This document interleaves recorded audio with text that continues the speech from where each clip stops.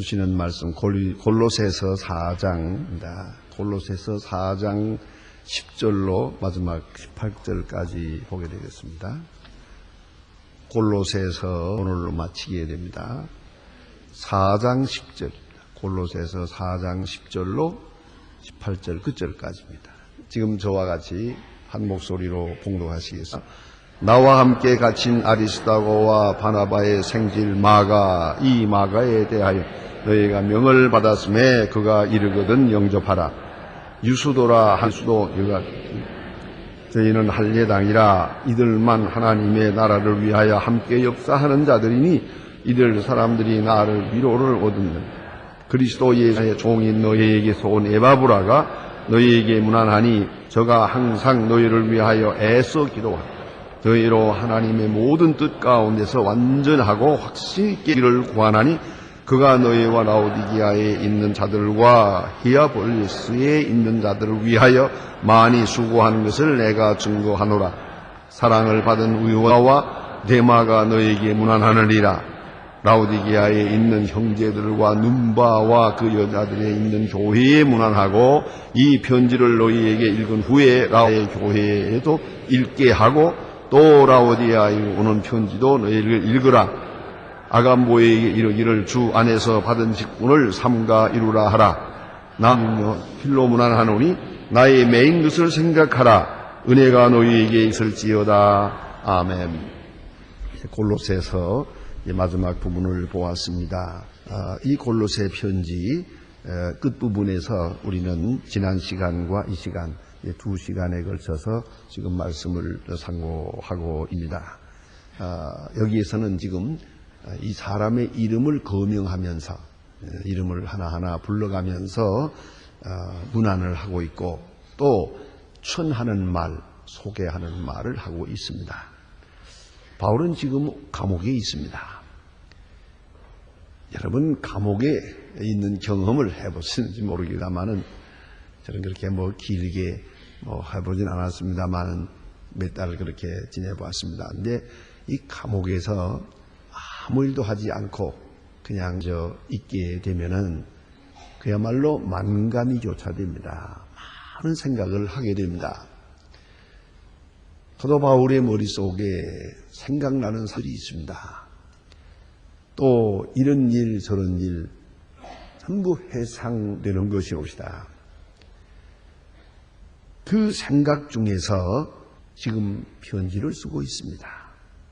그런 거로 이 옥중 편지라고 하는 것은요, 그 자체가 유서와 같은 성격을 가졌습니다. 바울은 이제 이 감옥에서 다시 나갈 수 있을는지 아니면 언제 죽을는지 전혀 모릅니다. 지금같이 인권이 보장된 데가 아닙니다. 옛날에 이 감옥에서 특별히 로마 사람들의 감옥에서는 이 유대 사람 같은 이런 사람들 또 이런 선민에 대해서는 그야말로 목숨은 파리 목숨과 같은 겁니다. 그야말로 기분대로 그냥 죽여 그러면 죽습니다. 여러분 잘 알고 있지 않습니까? 세례 요한의 죽음. 그것은 헤로드 왕이 너무 기분이 좋아서 그렇게 기분이 좋아서 자기 수양 딸 되는 사람에게 네가 원하면 나라 절반이라도 준다. 이거 취기에서 한 말입니다. 술기고 기분 좋아서 한 말입니다. 네가 원하면 내가 나라 절반이라도 준다 했는데 아이요 앙큼한 여자가 말이에요. 어쩌자고 세례 요한이 목을 달라고 하니까 그래도 왕의 말이에요. 이 왕이 한 말이기 때문에 어찌할 수가 없어요. 그 목을 베라 그러잖아요. 세상에 이런 죽음이 어디 있습니까 이게. 술판에서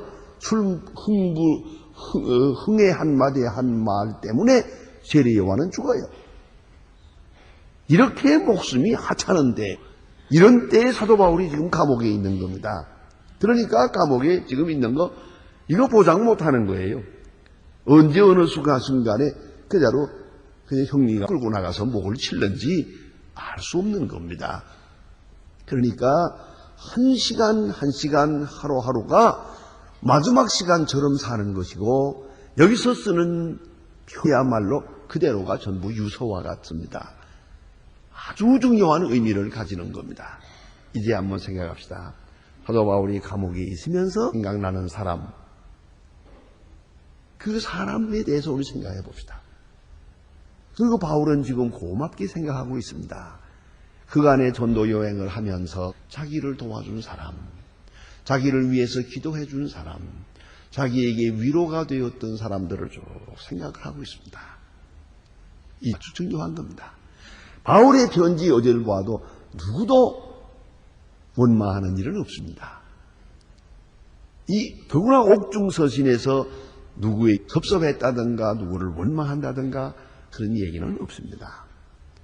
그것이 사도 바울의 마음입니다. 그뿐만 아니라 바울의 마음속에, 바울의 머리에 고마운 사람으로, 위로를 준 사람으로 기억된 사람들, 훌륭한 사람들이죠. 나는 여러분에게 여러분의 가정과 혹은 후손들을 위해서 복받는 길을 하나 말씀드리겠습니다. 그것은 교역자의 마음속에 아주 위로가 된 사람으로 기억되어지기를 바랍니다. 아주 중요한 것이에요. 예수님 친히 말씀하셨어요. 제자들을 통하시면서 너희를 영접하는 것은 나를 영접함이요 나를 영접하는 것은 나 보내신 자를 영접함이라 그랬습니다. 주의 종들을 영접하는 것, 주의 종들에게 위로가 되는 것, 또한 위로가 된 자로 주의 종들이 기억하는 것, 그리고 주의 종들이 하나님 앞에 감사한 마음으로 하나님이여 저 집에 복을 주십시오, 저 가정에 복을 주십시오 하고 진정한 마음으로 기도하게 될 때 그 가정은 복을 받는 거예요. 이걸 잊지 말아야 돼요. 이 복 받는 비결이에요. 그걸 꼭 생각해야 됩니다. 마음속에, 교역자들의 마음속에 고마운 분으로, 큰 위로가 된 분으로 그렇게 기억되는 이름들이 될 수 있기를 바랍니다. 바울이 지금 바로 그런 얘기를 하고 있는 겁니다. 그래서 먼저는 하나님께 감사하라. 이 일, 저 일 생각하면서 지금 감옥에서 이대로 죽어간다 하더라도 바울의 마음속에는 감사함으로 넘칩니다. 오로지 감사. 그 다음에는 이 감사가 하나님께만 향하는 게 아니에요. 구체적으로 사람들에 대해서도 감사하고 있어요. 이것이 바울의 후한, 소위 말하면 온전한 성숙된 신앙입니다. 하나님께만 감사하고 있는 게 아니에요.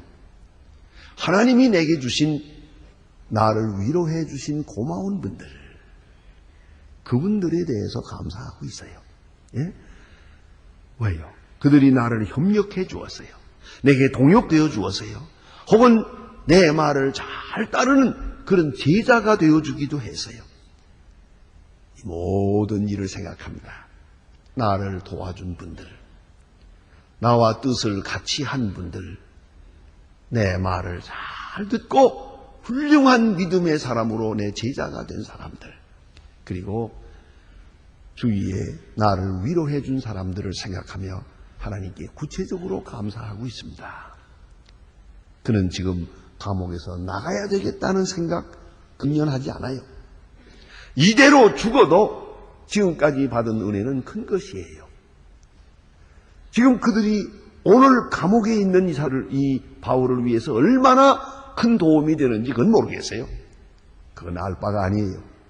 그러나 바울의 마음속에는 은혜가 넘칩니다. 그래서 갈라디아서에 보면 제가 가장 뜨겁게, 마음 뜨겁게 생각하는 말씀 중에 하나입니다. 바울은 이렇게 생각하고 있어요. 갈라디아 교회를 향해서 너희라면은 할 수만 있으면 자기 눈이라도 빼어주었으리라. 얼마나 고마운 말입니까? 이것을 갈라디아 교인이 그 말을 했다면 별 의미가 없어요. 우리는 당신을 사랑하기 때문에 당신을 위해서라면 필요하다면 눈이라도 빼어주겠습니다. 그건 아참일 수도 있지. 중요한 것은 바울이 그렇게 느꼈다는 거예요. 갈라디아 교인들이라면 나를 위해서 필요하다면 눈이라도 빼어줄까? 그렇게 생각했어요. 그런 거로 바울은 행복한 사람이에요. 여러분, 성도 여러분 한번 생각해 보세요. 여러분 고독합니까? 혹은 여러분은 성공했다고 생각하십니까? 실패했다고 생각하십니까? 여러분의 인격을 세움에 있어서 어느 수준에 있다고 생각해요? 여기다가 기준을 놓고 생각해 보세요. 여러분 주변 사람들을 이렇게 쭉 생각하면서 내가 필요하다면 이 사람은 자기 눈이라도 빼어줄 것이다. 그렇게 생각해 보았습니까? 혹 여러분이 좀 너무 구체적인 얘기지만 내 아내 나를 위해서 필요하다면 눈이라도 빼어줄 것이다. 생각해 보았습니까? 택도 없습니다. 그게 말도 안 되는 소리예요. 그렇죠? 내 남편은 나를 위해서 목숨이라도 바쳐줄 거다. 생각해 보았습니까? 그렇지 못하니까 고독할 수밖에. 그렇지 못하니까 쓸쓸한 거예요. 답답한 거예요. 그것은 바로 내가 심어놓은 거예요, 지금. 내가 심고 내가 거두는 거예요. 내가 많은 사람에게 목숨을 바칠 만큼, 눈이라도 빼어줄 만큼 그렇게 사랑과 정성과 진실을 베풀고 보였더라면 이제 저들도 감사할게요. 그리고 나는 생각합니다. 나를 위해서라면 목숨을 빼어줄 사람, 자기 눈이라도 빼어줄 사람 여기에 많이 있다. 얼마든지 많이 있다. 여기 정말로 많이 있다. 그렇게 생각하고 사는 것이 그리스도인의 삶의 모습입니다. 여러분, 만약 그렇지 못하거든 오늘부터라도 무언가 좀 바꿔야 될 겁니다. 삶의 자세를 바꿔야 됩니다. 이렇지 못하다면 잘못 살한 겁니다. 그거는요. 무언가 잘못 산 거예요. 깊이 생각해야 됩니다. 빌립보 1장 3절에 보면 또 바울은 그런 신앙 고백을 합니다. 내가 너희를 생각할 때마다 나의 하나님께 감사하며 간구할 때마다 너희 무리를 위하여 기쁨으로 간구하노라. 나는 이 말을 너무 생각합니다. 이건 그리스도인의 생활 표시입니다. 윌리엄 바클리는 이 부분을 그리스도인의 표시라고 그랬어요. 뭐라고? 생각할 때마다 감사, 기도할 때마다 기쁨으로. 생각, 누구를? 너희를. 이건 하나님 생각하는 게 아니에요. 너희를. 지금 감옥에 있으면서 빌립보 교회를 생각해요. 나는 너희를 생각할 때마다 그저 감사하다. 너희를 위해서 내가 기도할 때마다 언제나 기쁨으로 한다. 감사하니까 기쁨으로 간구하는 거죠. 이게 바로 그리스도인이에요. 어때요? 여러분 생각할 때마다 감사합니까? 고맙습니까? 아니면 생각할 때마다 원망입니까? 기도할 때마다 눈물이요. 이게 잘못된 거거든요. 생각할 때마다 할 때마다 감사한 마음으로 기도해요. 그런 감옥에 있으면서도 바로 이런 시간들을 보내고 있어요. 이런 간증을 하고 있는 말이에요. 그런 중에 주변에 있는 사람들에 대한 고마운 생각들을 많이 하고 있습니다. 그래 감옥에 있으면서도 기뻐요. 이대로 죽어도 한이 없어요. 빌립보 2장에서 말하지 않습니까? 너의 믿음의 재물과 봉사 위에 내가 나를 관제로 드릴지라도 나는 기뻐하리라. 이대로 죽다 나는 그대로 기뻐하노라. 이렇게 말하거든요. 이게 바울의 마음이에요. 감옥에서의 바울의 고백이에요. 이걸 아셔야 돼요. 언제든지 우리는 이 사랑의 고백이라는 건 나는 당신으로 인해서 기뻐합니다. 그게 사랑의 고백이에요. 이래달라 저래달라 뭐 어떻게 해줘라 어떻게 되라 잔소리 많이 하지 마세요. 필요 없어요. 여러분 자녀 교육 바로 하고 싶어요? 간단해요. 매일같이 이렇게만 말하세요. 하루에 3번씩 I am so happy because of you. 나는 너를 볼 때마다 난 너무 행복하다. 얼굴을 봐도 좋고 옆을 봐도 좋고 나는 너 때문에 너무 행복하다. 너를 위해 수고하는 무엇에도 좋다. 이렇게만 말하면 아이들은 저절로 크는 거예요. 꼭 못할 말만 하지. 어쩌다 태어나가지고 말썽이냐. 난 너희들을 생각할 때마다 속상해서 못 살겠다. 이런 거 나오지. 그러니까 뒤에서 문제가 되는 거예요. 바울은 지금 계시면서도요, 이렇게 늘 감사하고 있어요. 주변 인물에 대해서. 지난 시간에 우리가 두기고와 오네시모를 생각했습니다. 두기고를 추천하는 이야기 했죠. 또 오네시모에 대해서 말했습니다. 이 두 사람이 이 편지를 가지고 골로새에 갈 것입니다. 그래서 이게 추천하는 얘기를 했고, 오늘 본문에는 세 사람의 이름이 나옵니다. 이 세 사람에 대해서 그는 말하기를 이들이 나에게 위로가 되었다 하고 말합니다. 나에게 위로를 준 사람의 이름을 들어 말하고 있어요. 첫째가 아리스다고라고 했는데 이 세 사람에 대해서 지금 행적이 그렇게 자세하게 기록되어지는 않습니다.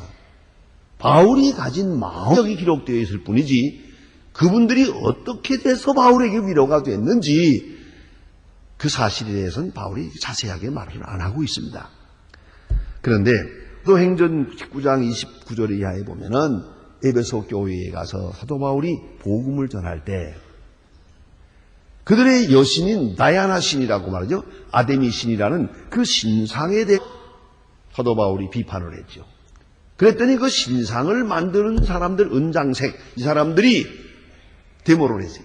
온 동리를 소란하게 하면서 아데미여, 크다 아메디여, 아데미 신을 모독하는 이 사람들이 다 죽여버리자 이렇게 나왔죠. 그때에 바울이 혼자서 어려운 고통을 치를 뻔했는데 그렇지 않아요. 가이오와 아리스다고 두 사람을 함께 붙잡았어요. 여기서 바울에게 위로된 거예요. 바울이 복음 전하다가 혼자서 매를 맞고 혼자서 감옥에 가고 이러면 참 힘든데 바울의 뜻을 이해하고 지금 이분이 예수 믿는다지 않았지만은 바울을 어떻게 협력을 했는지는 모르나 결국은 같이 순환을 당하게 됐어요. 그럴 때 바울은 그 위로가 되세요. 고독하지 않아요. 매도 둘이 맞으면 좋잖아요. 함께 맞으면 좋은데 이 바울의 깊은 뜻, 그 복음을 이해하고 예수 믿은 지 얼마 안 된 벌써 가이 아리스다고가 벌써 바울 편에 붙어서 바울과 함께 함으로 해서 순환을 같이 당하게 되세요. 그럴 때 바울은 위로가 되세요. 참으로 위로가 되세요. 동지가 있잖아요. 함께 하는 자가 있잖아요. 위로가 돼요.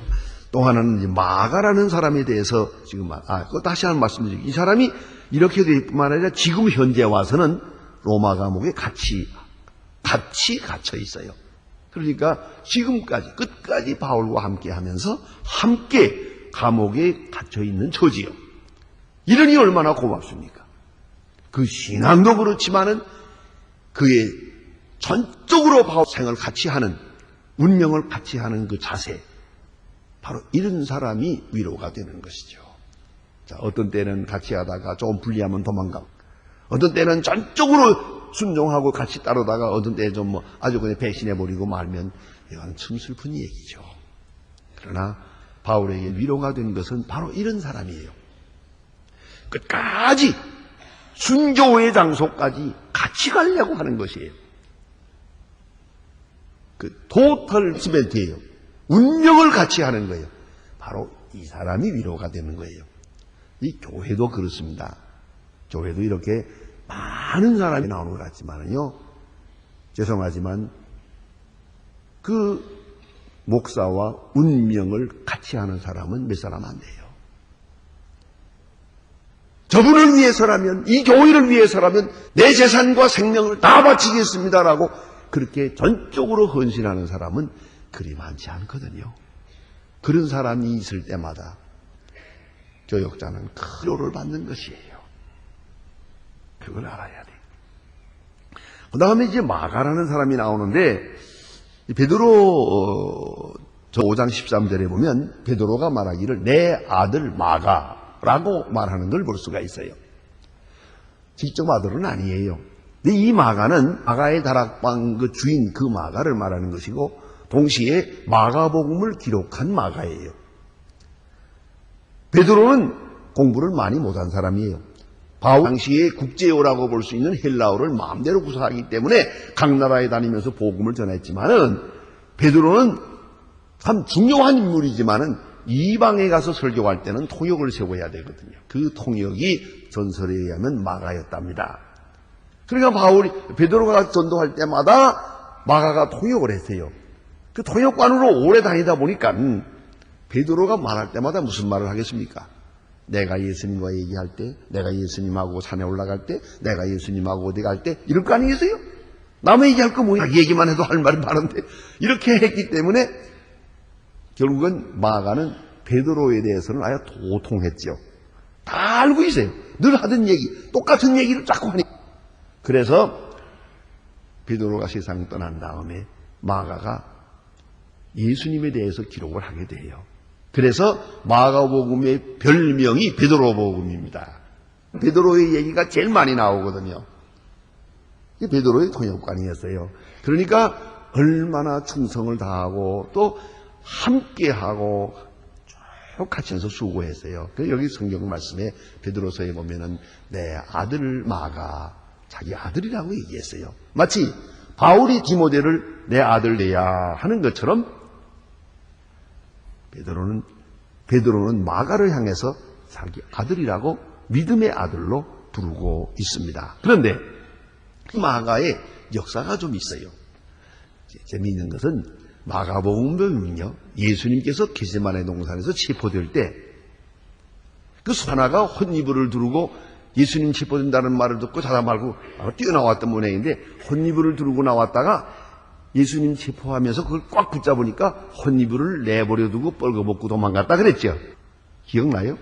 성경을 봐서야 알지. 그런 말이 있는 거 생각나요? 헛이불을 버려두고 도망갔다 그랬는데 그게 누굴까? 그게 분명히 자기 자신일 거라는 거죠. 마가가 그때는 어렸거든요. 그 다음에 이 교회가 설립된 다음에 그런 마가는 교회에서 일하게 되고 특별히 삼이 바로 바나바예요. 삼촌을 따라서 1차 전도 여행 때 같이 가게 됩니다. 바울과 바나바, 마가 1차 전도 여행을 돌아다니다가 버가라는 곳에 갔습니다. 그런데 이게 고생이 많이 돼요. 그 다음에 비시디아 안디옥까지 가려면 산을 넘어야되는데 그 산을 넘어야 되는데 대단히 무서워 강도도 많고 짐승도 많고 무섭거든요. 거기까지 갔다가 그는 부잣집 아들이라서 고생을 못 견뎌요. 그만 예루살렘으로 돌아가고 말았어요. 유하차했단 말이에요. 그런데 왜 그랬는가 하는 데 대해서는 성경의 말이 없습니다만은 전설에서는 거기서 지방에 병이 많잖아요. 자기 고향을 떠나기 때문에 이 지방을 옮긴다는 건 화초를 뽑아서 옮기는 것과 같을 그렇게 어렵습니다. 그러니까 여행하는 거 조심해야 됩니다. 그런데 이렇게 낯설어 가서 지내다가 마라리아 병이 걸렸다잖아요. 그래가지고 죽게 고생을 할 때 사도 바울이 그걸 위해서 간호하면서 기도했어요. 간절히 기도하는 중에 나았어요. 나와서 자 이제 다시 또 전도하러 가자 하는데 마가가 나 더 안 갈래요. 그리고 고향으로 가버렸거든요. 파도 화가 났어요. 이 부잣집 아들이라는 걸 영 못 믿겠구만. 이랬단 말이에요. 그다음에 1차 전도 여행을 끝나고 예루살렘에 돌아가서 전도할 때 된 이야기를 전부 보고 대회를 하는데 마가가 들었기가 막히거든요. 같이 따라가서 본 좋은 구경 많이 하는 걸 내가 이거 어쩌다 이 모양이 됐나. 2차 전도 여행 다시 준비하고 떠나려고 할 때 또 나서니까 바울이 No. 한 번 실수했으면 됐어. 허락지 않았습니다. 끝내 허락지 않았어요. 그래서 바울은 실라와 함께 이쪽으로 가고 바나바는 마가와 함께 구브로로 갔다. 이 성경에 이게 나오잖아요. 이런 아주 이거 좀 문제의 인물이에요. 이게 그때 아마 모름지기 마가는 마음이 아팠을 거예요. 근데 괴로웠던 것 같아요. 그 다음에 정말로 회개했어요. 새 사람이 되어가지고 베드로를 위해서 일생을 헌신하게 됩니다. 그리고 그 다음에도 사도 바울과 여러 번 만난 것도 같고요. 디모데 후서 4장 바울의 유서라고 하는 그 마지막 지에 보면은 사도 바울이 말합니다. 디모데를 향하여 말할 때 마가를 데려오라 그럽니다. 왜 데려오라고 했을까? 저가 내게 필요하니라 그래요. 왜 데려오라고 했을까? 그저 짐작컨대 사도 바울이 나이 많았거든요. 마가를 향해서 한마디 하고 싶은 말이 있어요. 그때 마음이 아팠지 하고 위로하려는 것 같아요. 마지막 그 말을 꼭 하고 싶은 거예요. 아무튼 오늘 본문에도 보면 마가에 대해서 말합니다. 그래서 이 마가 내야 무난하는데 오늘 본문에는 참 간단하게 말하지만 중요하게 이렇게 말하고 있습니다. 네?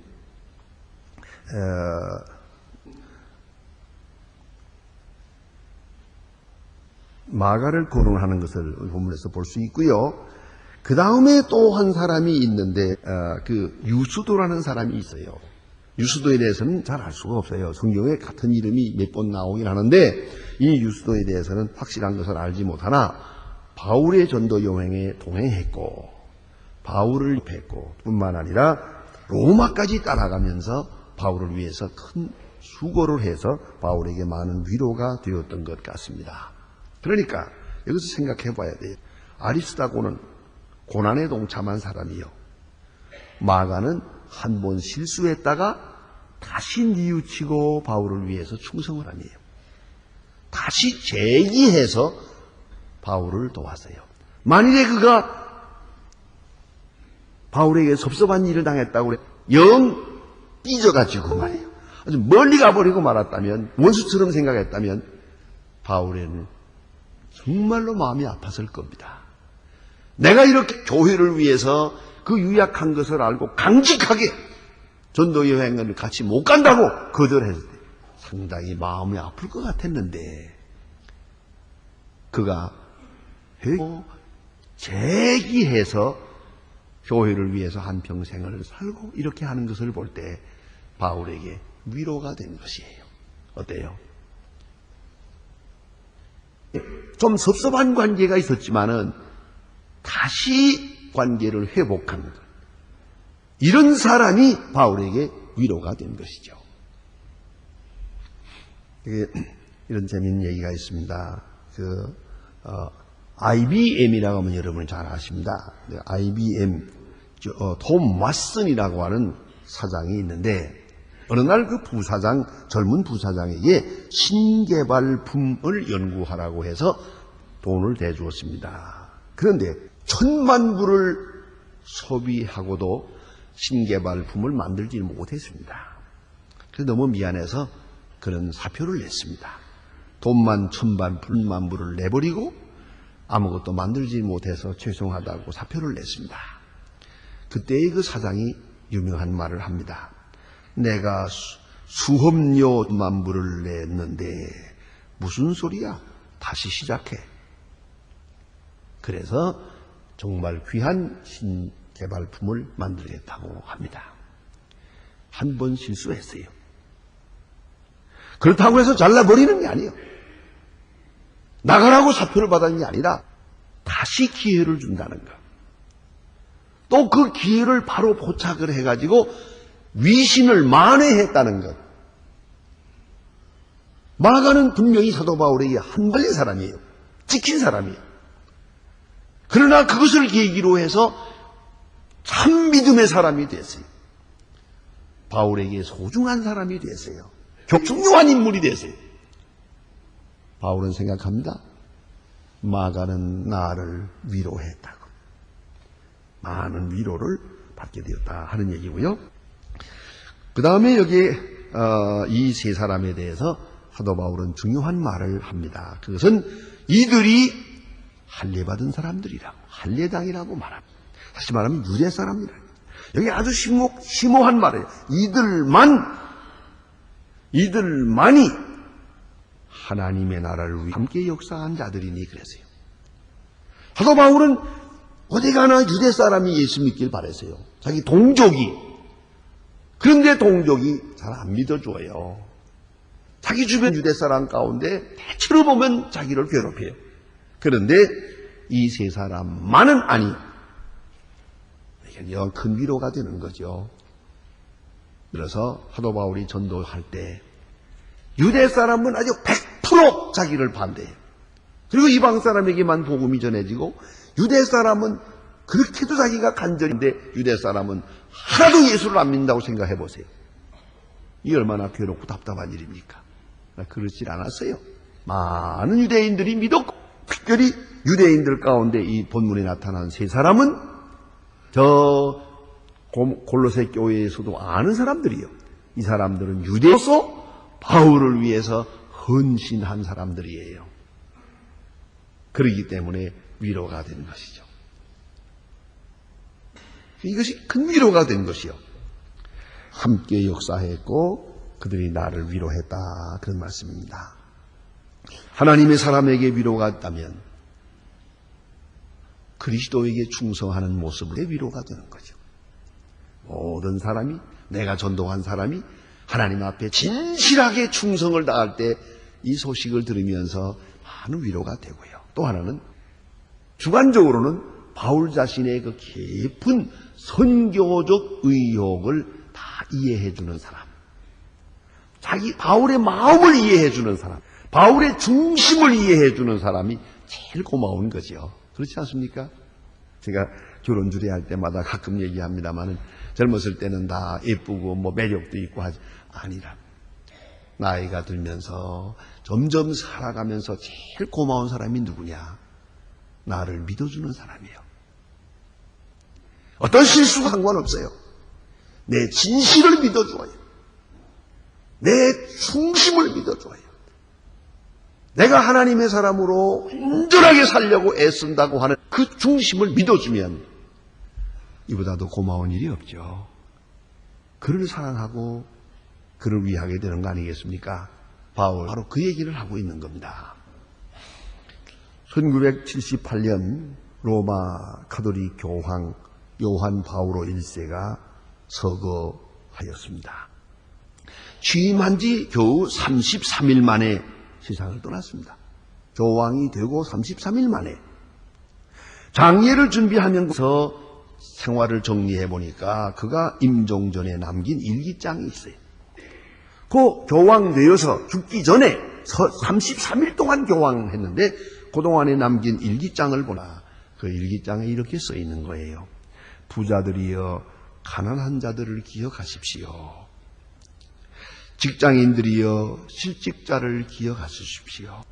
건강한 사람들이여 환자들을 기억해 주십시오. 이 세 마디의 글은 마치 유서와 같은 것이었어요. 이 소식이 전해질 때 제일 크게 충격받은 것이 스웨덴에 있는 그 노벨상 평화위원회였어요. 노벨 평화상 위원회에서 이 말을 듣고 충격을 받았어요. 그래서 1979년에 테레사 수녀에게 평화상을 수여하게 됩니다. 사실은 중동 평화를 위해서 수고 많이 한 미국 대통령 카터에게 평화상 주기로 이미 결정이 돼 있었어요. 그러나 이 유서를 보면서 이게 아니다. 그래서 인도에서 한평생 가난한 자를 위해 수하는 테레사 수녀에게 평화상을 줬던 겁니다. 왜요? 이것이 주님의 뜻이라고 생각했기 때문이죠. 오늘 사도 바울은 많은 수고를 했습니다. 그 깊은 뜻을 이해해 주는 사람들, 그를 생각하면서 크게 위로를 받았고 또 함께 고난당하는 사람들을 통해서 위로를 받았습니다. 그리고 다음에 이제 에바브로 지도라는 사람이 나오는데 에바브라라는 사람은 골로새 교회의 현직 목사였던 것 같이 생각이 됩니다. 그리스도 예수의 종이라고 지칭하고 오늘 바울에게 와 있는 그런 말합니다. 항상 너희를 위해 기도한다. 여기서도 너희를 위해 기도하는 사람이다. 교인들을 위해 기도하는 사람 그자라는 걸 알아야 합니다. 또 하나 안전하고 확신 있게 서기를 구하고 있다. 교인들이 믿음 위에 굳서기를 바라요. 교역자의 소원은 그거예요. 흔들흔들하고 이렇게 변하고 이래서는 안 되는 거예요. 교인들이 굳건하게 나오고 저는 그런 생각을 해요. 교회에 한 번 딱 나오면서부터 꾸준하게 변함없이 신앙생활 잘하는 그런 분들을 보아요.